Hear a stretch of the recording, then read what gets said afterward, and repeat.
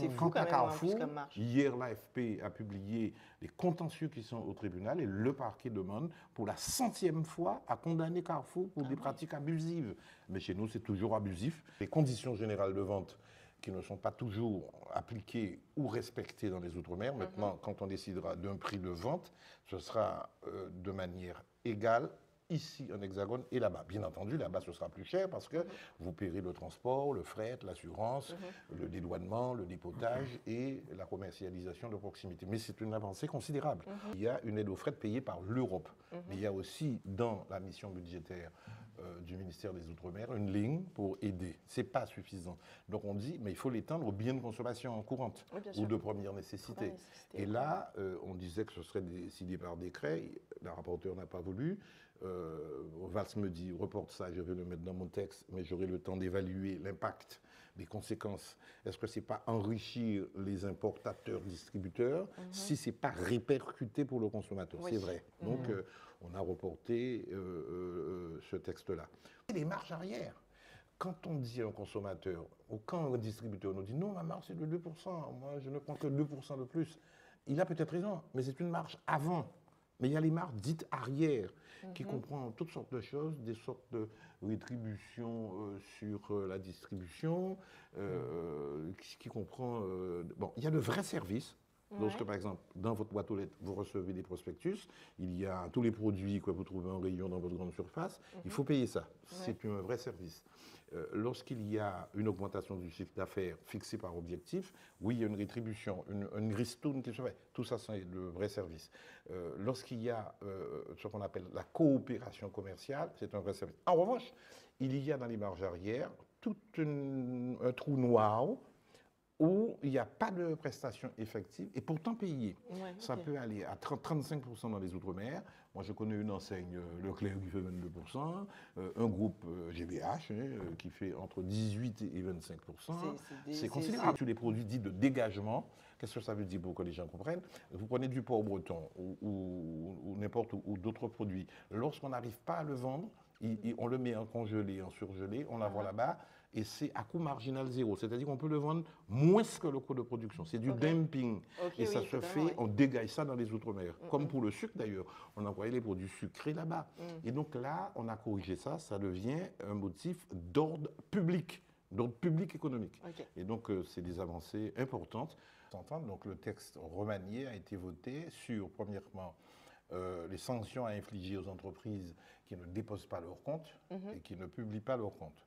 Bon, ce n'est pas dans le texte publié, mais c'est une obligation européenne. Donc, désormais, lorsque une entreprise ne déposera pas ses comptes, c'est-à-dire bilan, compte de résultats et compte annexe, voire comptabilité analytique, eh bien, il y aura une sanction portant sur le dirigeant, mais par une procédure plus rapide, qui consiste à demander, le préfet demandera au président du tribunal de commerce de statuer en référé, d'aller vite. Et si ça ne marche pas, il y aura 1 000 € par jour de chiffre d'affaires payé par le dirigeant.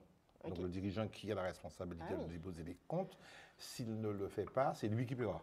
Donc c'est peut-être plus efficace. Et juste pourquoi c'est important de montrer les comptes aussi, parce que ça permet aussi, enfin du coup là dans le contexte des Outre-mer notamment, c'est pour aussi voir en fait justement quelles sont les marges potentiellement que font les différentes industries et pouvoir en fait mieux réguler aux besoins. C'est vrai que le texte originel allait plus loin.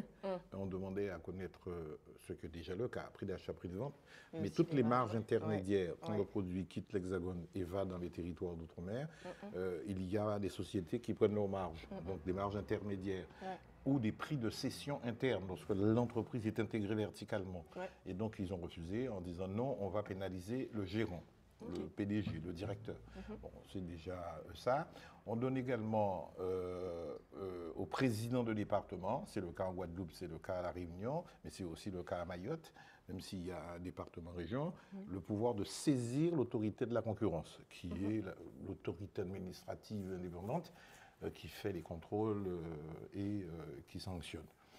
On donne aussi un pouvoir de contrôle à la commission départementale d'aménagement commercial. Avant, ça s'appelait CDUC, d'urbanisme commercial. On leur donne le pouvoir de saisir l'autorité de la concurrence lorsque la part de marché commence à dépasser 25%. Avant, c'était 50%. Mais lorsque vous avez déjà 50% de part de marché, il est certain que vous êtes dominant. Oui, et oui, que clairement, vous pouvez ouais. imposer, si j'ose dire, les prix. Vous avez ce qu'on appelle un pouvoir de marché, pour ne pas dire une puissance de marché qui est difficile à contrôler. C'est vrai qu'il y a un service qui devrait contrôler ça. C'est la DGCCRF, donc la Direction générale de la concurrence, de la consommation et de la répression des fraudes. Mais ils ne font pas le job, je le dis très clairement. Ils ne font pas le job. Ils ont tout, y compris les marges. Mais c'est secret des affaires. Et donc, pourtant, ça donne des armes de politique économique au gouvernement, qui là aussi, jusqu'ici, manquait, depuis notre texte de 2012 et de 2017, a toujours manqué de volonté politique. Aujourd'hui, donc, on est en train de parfaire l'arsenal juridique, reste donc dans le réglementaire, c'est-à-dire le pouvoir propre du gouvernement, dans les circulaires envoyées aux ministres et aux services déconcentrés, de faire le job. Donc j'espère qu'ils comprendront ça. Oui, parce que juste pour je suis désolée, je t'interromps, mais juste pour recontextualiser, c'est vrai que tu avais déjà porté différents textes qui effectivement en fait donnaient déjà des éléments de base, et donc là en fait c'est vraiment pour aller plus loin, mais aussi s'assurer qu'en fait ce soit appliqué tout Absolument. simplement. Alors ça a été un argument d'une certaine opposition et d'une sénatrice de Guadeloupe. J'étais un peu curieux de dire, mais pourquoi mettre d'autres textes, pourquoi empiler des textes quand ceux qui sont là ne sont pas appliqués? Mais ça dépend du gouvernement. Nous, Parlement, on n'est pas dans l'exécution, on n'est pas dans l'application, on n'est pas dans le contrôle et dans les sanctions. Donc ce sont des textes demandant à aller plus vite, à augmenter les sanctions et que les sanctions soient dissuasives. C'est pourquoi 1 000 € pour une personne physique, c'est dissuasif. Alors moi, c'était 5% du chiffre d'affaires. Bon, c'était la rapporteure, Mme Renaud Garabédian, qui a fait ça. Finalement, elle s'est rendue compte que ça pouvait poser des problèmes en droit. Donc elle a changé en disant, on va imposer une astreinte journalière à raison de 1 000 € par jour de chiffre d'affaires. Si tu as 30 jours, ce sera 30 000 €, 60 jours, 60 000 €, etc. Bon. C'est un compromis. Moi, j'avais rédigé ça autrement, mais on l'a accepté.